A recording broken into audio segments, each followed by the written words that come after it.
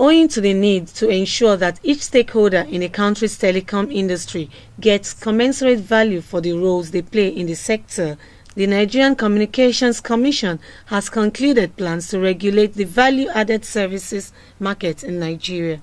Professor Umar Dambata, the Executive Vice Chairman of the Nigerian Communications Commission, said this in a remark at the Consultative Forum on the Draft Regulatory Framework for the Provision of Value-Added Services in Nigeria, which was held in Lagos.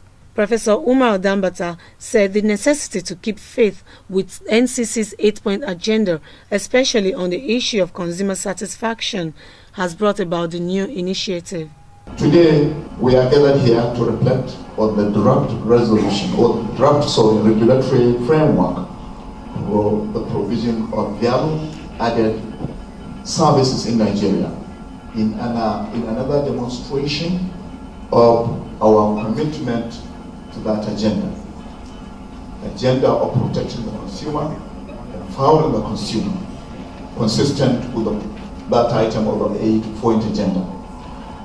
Our gathering at this time, ladies and gentlemen, is in line with the Commission's rule-making processes and in substantial compliance with the guiding principle of carrying out representative and wide consultations in the development of regulatory instruments as contained in the Nigerian Communications Act 2003.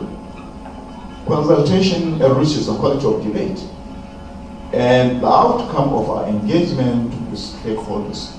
In a presentation on the draft framework at the Industry Consultative Forum, the consultant, Mr. Stephen Bello, explained that key areas have been clearly addressed by the regulator with respect to the draft policy. Bello said the telecoms industry has been restructured into VAS and content developers, VAS hosting and service provider, and mobile network operators, saying that the aggregators will now be paying new license fee of 10 million naira, renewable after 5 years. The future of telecommunications is very difficult to predict because it's a technology-driven industry and things are changing virtually every day. So you just try as much as possible to predict the future within the limit of your own human capability.